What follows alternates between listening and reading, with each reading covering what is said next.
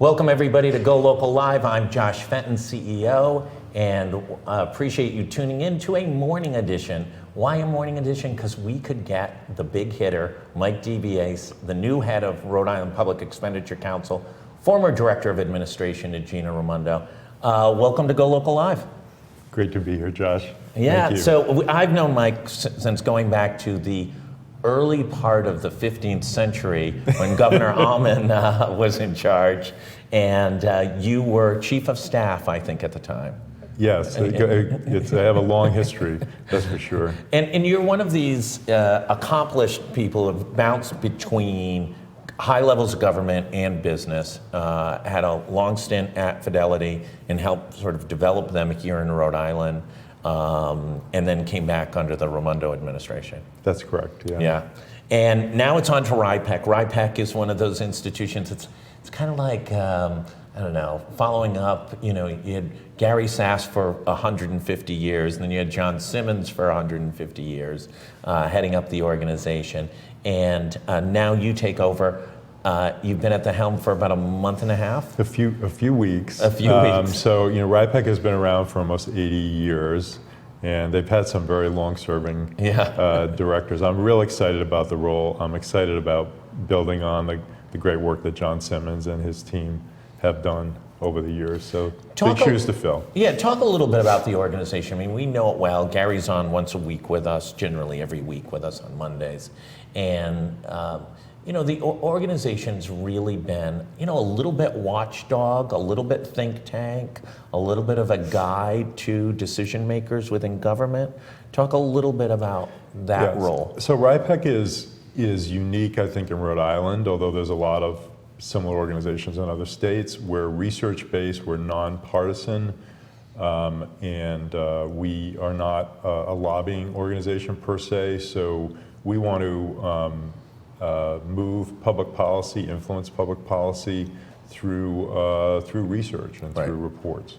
And those reports center on what's the climate of the Rhode Island business economy, where can it improve, what it can do, how it compares with others. And this week, today, we published the quarterly report, and it shows that Rhode Island's employment's strong, highest number of non-farm workers since 1999. It shows good economic growth of about 2% in the last quarter. And then it also shows that Rhode Island lags the rest of New England from a growth pattern as well as the U.S. economy. Talk about both that good and that bad. Yeah, I think so. This is a report that RIPEC does every quarter in partnership with Professor Tibaldi at Bryant University, and he has a methodology to actually estimate what our GDP, our growth in the economy over the last year. Rhode Island, based on his figures, had a very good year. We grew about 2.5%, slightly better than New England, slightly better than the US as a whole. Added over 11,000 jobs, which is the most in 20 years. Right. So it's a very strong year. I think when you look under where the jobs are coming from, you see that there are some weaknesses. 3,000 of those jobs were in leisure and hospitality out of the 11,000. Lower income jobs, lower compensation jobs, lower education requirements for those jobs. Typically and in general, and we need those jobs. Absolutely. But if you're going to grow the pie, the economic pie, you're going to need more of the higher. Now, we did have growth in some of those higher level jobs, business, technical types of professional jobs as well. But in terms of lagging, over the last year, we did not lag. We actually were slightly better, but the recession hit Rhode Island very hard. And so we spent, while the rest of the country was expanding and growing, we weren't doing that very much for years. And so we've had trouble closing that gap. But I do think this job mix, we're down in construction, we're down in manufacturing, up in retail, consumer demand is very high, but we have to continue to, and I know the governor and the legislative leadership are very focused on this, we got to continue to attract those better jobs and also have our people trained to take them. Do we have plans? We have Stefan on a regular basis, And we're seeing, as we're seeing growth in tech, we're seeing growth in biomedical and things like that. Are we planning well enough for those business sectors that are cratering, retail as an example, which has always been a significant part of Rhode Island's job mix? And obviously we're seeing announcements by Macy's that they're going to close and lop off literally tens of thousands of jobs nationally. The fourth biggest department store in the country with a major footprint here in southern New England. Are we geared up? Are we ready with job training? Are we ready to be able to transition those folks into other sectors of the economy where there is a shortage? Yeah, I think that's the big challenge. The Real Jobs program, which is widely viewed as successful, the governor's signature job training program that's been supported by the legislature, has been working. But can we upskill our people fast enough?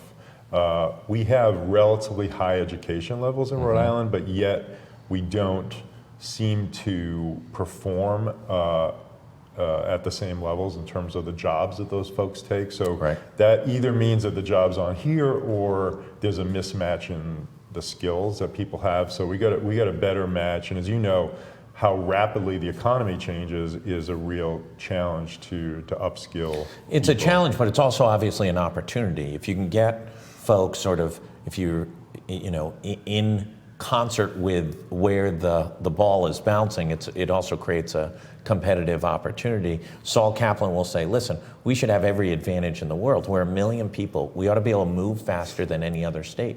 We ought to be able to test concepts. We ought to be able to launch new things, et cetera.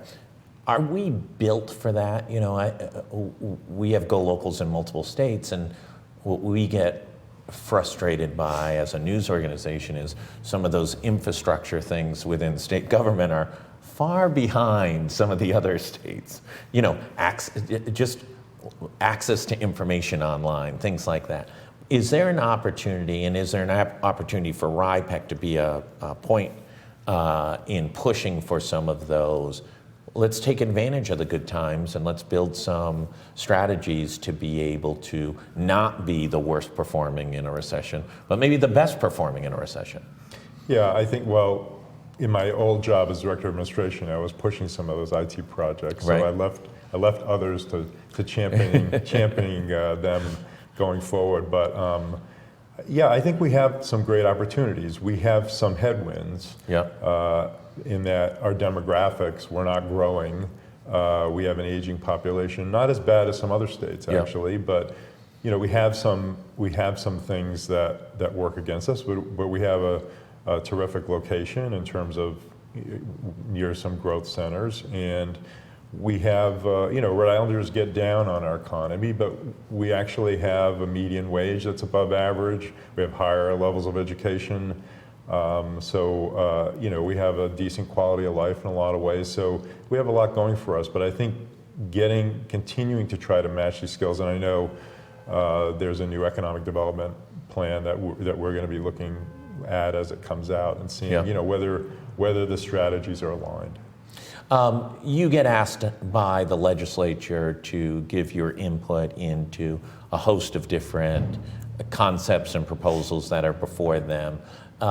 Do you, as RIPEC as an organization, thought about and developed kind of the wish list for Rhode Island, either in the short term or in the longer term? Well, we're going to try to pick our spots, not get into too many controversies. We can help it, but I'm working with the board and our chair, Mim Rooney, to set priorities for RIPEC. I think education has to be a big one for us because it should be a big one for the state. I think the fiscal health of our cities and towns, which has kind of been on the back burner because we've had a good economy and the state has put a relatively large amount of money in education over the last several years. So I do think that people have to pay attention. So we're looking at, where should RIPEC put its focus? Is it housing? Is it transportation? Is it economic development? So, but the board is going to be very involved in that, and I'm very interested and involved in getting to the right place. And I think education has to be a big. I know that you've had folks here and been talking about that. So I'm very interested in trying to organize the business community or help organize the business community to be an advocate with respect to education and I think we need an organization in Rhode Island to hold our policymakers and education leaders accountable with respect to these reforms. And I'm not sure, we haven't had that in a long time here. Do you need to build a grading system? Do you start to think about some of those things of sort of, for the average person who's trying to educate their kid, get to work on time every day and do some other things, they look to organizations like yourself, nonpartisan, there's no other agenda. You don't have a secret agenda. You're not funded by the Koch brothers or Russia or any place else. Not yet. Yeah, not yet. But one of the issues Kate Nagel had a conversation with Mayor Lorza, who was talking about his new vision for a new Providence, and she said, how are we doing on the unfunded long-term pension and OPEB obligation, which is $2 billion?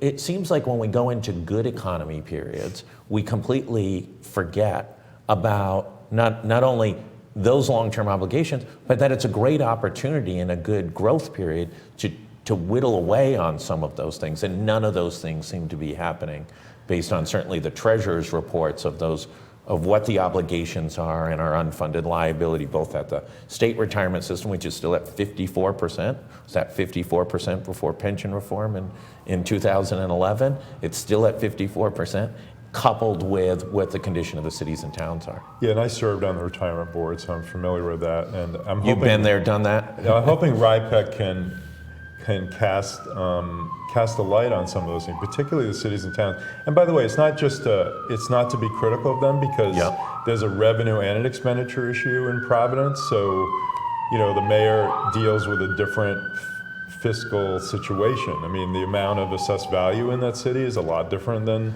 others. So but it seems to be the only way out isn't via leadership. It's, we'll go into a bankruptcy like a Central Falls in order to get any relief. It would seem that the draconian down economy solutions of Rhode Island there should be some middle ground of, maybe we'll actually ask for some relief from the unions and we'll make a better payment structure to be able to try and close that gap. I mean, you couldn't have had a better stock market in 2019. We did compare fiscal year performance of the Dow, and don't hold me to it. I think the rate of return on the retirement board was 6.54 and the Dow was 12.1. Now, I understand retirement funds can't just buy the Dow, but in 1 year it doesn't get you too in far. 1 year, but we're still at 54%, so 20 years doesn't. Well, we changed some assumptions. So I think, to be fair to the treasurer, we made our. What is our assumption now? I'm trying to think if it's 7.5? if it's 6.5 or 6.75. So the treasurer, and I give him credit for this, through the retirement board, made the investment return more conservative. When you do that, everything resets. No, makes absolutely. a big difference. But think about it. We went to 6.75. We had one of the best years ever in the stock market, and we didn't make 6.75. Maybe we should be at 5. I don't think so, but it raises an interesting. Some states are at 5. And there's some states even I think lower. We're about. I think our retirement board is pretty middle of the pack. It's relatively conservative. Providence is higher. Yeah, there's 7.5, I think. It's higher. Yeah, and that makes a big difference. Right. In terms of actuarial values. So So I'm looooking forward to I hope to be back on here and talking to you about different things. But I do think this report is generally positive. I mean, it's we've had a very good year. I think we should feel good about that. But we have to make better headway on some of these higher paying, higher producing jobs. So some of my smart people, I don't fall into the category of smart people, but I get to talk to people who are smart, say the next recession could be a tough recession. Their argument is, and these are money guys, and these money guys say, listen, because of low interest rates and because there's been economic growth, money's been lent out pretty liberally, especially to small and mid-sized businesses, and that standards for lending has decreased and decreased. Kind of like what happened in the mortgage business, but this is in the business interest sector. And that when the next dynamic change takes place in the economy, that many of these businesses will have a lot of debt and not have a lot of cushion, and as rates increase, have some real complexities to them. How are we built, and are you guys thinking about any of those things? And I know some of those are macro, more Fed-driven and things like that, but how can Rhode Island change the dynamics? We always seem to be first in, we always seem to be last out of recessions. Is there anything RIPEC can do from a consulting strategy to be able to help Rhode Island think about some of those things? Yeah, I mean, I'm not steeped in those facts and data, so I can't comment. But I think that's what we're trying to do as a state, and I know that the governor and the legislature are trying to get at these advanced industry, higher growth, traded services, and right. less dependent. I mean, we have a lot of consumer demand right now, but that's driven by other factors, right? When that starts unraveling, then you have a lot of people who have jobs based on the general economy. They're not. And those things happen fast. Yeah. It doesn't happen over a year. It can go in a quarter. It can move very quickly. Right. So we have, so we just have to keep at the types of jobs that have some resiliency, and they're fewer and far between. As we talked about, I mean, in this economy, things move so quickly. So right. we have to be just very agile. Great. Mike DiBiase, congratulations on the new job. Thank you. I hope to come back. Yeah, We'll absolutely. We'll try and get you in on every quarter on the reports, because I do think, especially small business people look for this type of information, of trying to be able to judge where they should be investing. Should I make that additional 3 hires this year, or should I hold back and see what's going to transpire? Yeah, one of the findings, just to mention, is that Professor Tibaldi projected the next quarter will be about 2% annual growth, which is solid. Good. It's yeah. solid. So, and you don't always want, this isn't the Chinese economy. You don't want 7% growth. We don't have the workforce. We have a small business segment on Mondays, and the number one issue for, I would say, 99% of the businesses that have been on, that range from 3 people to 1,000 people, all say the exact same thing. It's finding enough qualified workers for hiring. Every single company has had vacancies. Yep. And a lot of times it just seems like it's the same people moving from job to job. And to your point, we've had 1,040,000 people for 1,040,000 years. I mean, our population just is completely stagnant. Yeah, that's other states can have growth through additional people coming in, so right. we're delivering growth basically with the same population, which is pretty impressive. It means more of our people are going to work, and they're making more money, so that's a good thing. Great. Mike DiBiase, thanks for coming in. Later this afternoon, I know Kate Nagel's going to be live up at the State House at 1 o'clock. I believe House Minority Leader Blake Filippi has a major announcement. I think she's back up there at 3 o'clock on issues of gun control, with a rally up there at the State House. Thanks everybody for tuning in, and thank Mike DiBiase for coming over from RIPEC. We'll be back later today. Thanks so much. Thank you.